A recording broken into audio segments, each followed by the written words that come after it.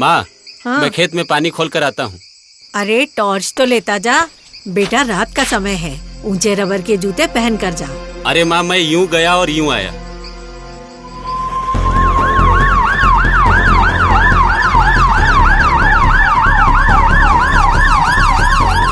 चलो चलो चलो पहुंच गया, आंखें खुली रखो। हरिया गया तो था खेत में, पर पहुंच गया अस्पताल। क्या हुआ उसके साथ, आइए देखते हैं। हरिया ने अपनी माँ की बात नहीं मानी। वो खेत में बिना टॉर्च, बिना दस्ताने और जूतों के सिर्फ चप्पल पहन के चला गया। रात के अंधेरे में सांप पर पैर पड़ गया होगा और सांप ने अपने बचाव में उसे काट लिया। शुक्र है कि राकेश और उसका एक दोस्त, जो हरिया के ही गांव में रहते हैं, वहीं से अपनी बाइक से जा रहे थे। अरे कोई बचाओ! अरे कोई बचाओ! सांप ने काट लिया है मुझे।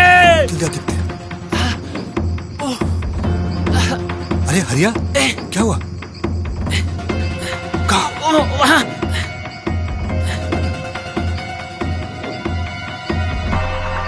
राकेश ने सांप को टॉर्च से देख लिया।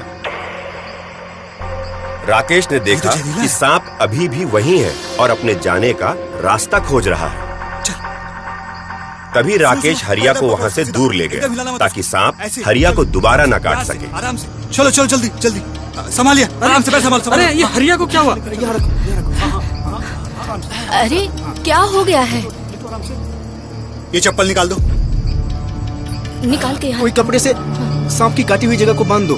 आप लोग पीछे आप लोग। इसका बेल्ट भी निकालना पड़ेगा। राकेश भैया, जख्म को ब्लेड से काट दो ताकि सांप का जहर शरीर से बाहर निकल जाए। अरे राकेश, खून चूसकर सांप का जहर बाहर निकालने की कोशिश करो। मैं जड़ी बूटी पीस कर लाऊं क्या? अरे हरिया को लेकर झाड़फूक वाले के पास चलो। हाँ ले चलो। बिल्कुल नहीं। क्यों? बिल्कुल नहीं, ये सब करने से कोई फायदा नहीं होगा, बल्कि बात बिगड़ जाएगी। सांप काटने का इलाज सिर्फ अस्पताल में ही हो सकता है। हमें इस वक्त हरिया को सिर्फ अस्पताल लेकर जाना चाहिए। आप एम्बुलेंस बुलाइए। हाँ ठीक है। फोन करो।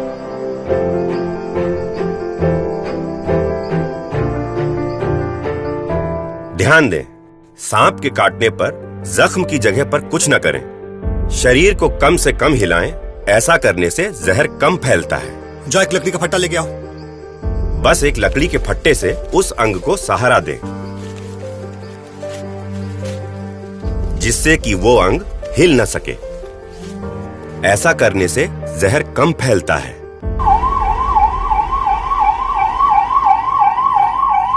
राकेश ने बिल्कुल सही किया। लोगों की बात नहीं मानी और हरिया को अस्पताल ले आया।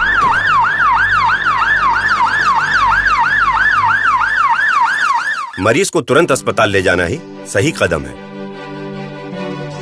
सांपों के जहर को एंटी स्नेक वेनम इंजेक्शन खून में मिलकर खत्म कर देता है और इससे मरीज की जान बच सकती है। ये एंटी वेनम इंजेक्शन अस्पतालों में मिलता है। पर देखिए, बात यहीं खत्म नहीं होती है। सांपों के बारे में भी कुछ जान लीजिए। भारत में सैकड़ों किस्म के सांप होते हैं और उनमें से कुछ ही सांप जहरीले होते हैं, जैसे कोबरा, क्रेट,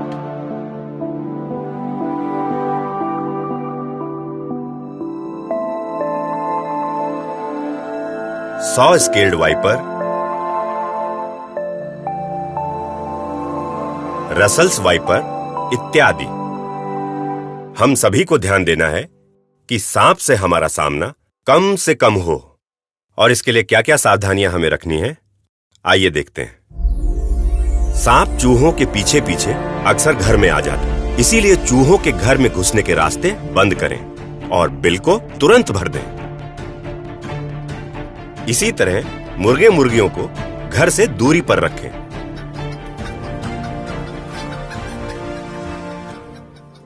घर के आसपास लकड़ी या पत्थर के ढेर न बनाएं।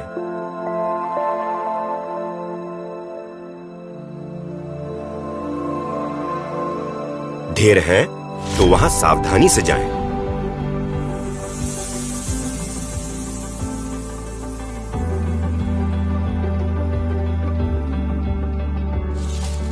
झाड़ियों या घास के ढेर में हाथ न डालें।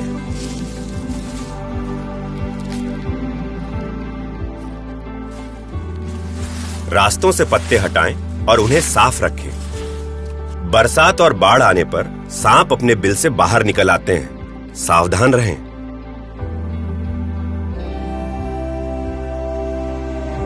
जमीन पे अगर सोना है तो मच्छरदानी को अच्छे से लगाकर और उसके किनारों को दबाकर सोएं। ट्रेकिंग करते वक्त ऊंचे जूते पहनें। सावधानी से देखते हुए पत्थरों पर ही चलें, क्योंकि पत्थरों के बीच में सांप छिपे हो सकते हैं। दिन हो या रात अपने खेत में दस्ताने और ऊंचे जूते यानी बूट्स पहनकर ही जाएं। सांप के सामने आते ही हम घबरा जाते हैं। हम कुछ सोच नहीं पाते, तो सबसे पहले घबराएं नहीं और शांत रहें। कभी भी सांप को छूने की कोशिश न करें। सांप को जाने का रास्ता दें। अगर सांप काट ले तो उसे मारे नहीं, जाने दें। उसे नुकसान पहुंचाने की कोशिश न करें और मरीज को जल्द से जल्द अस्पताल पहुंचाएं।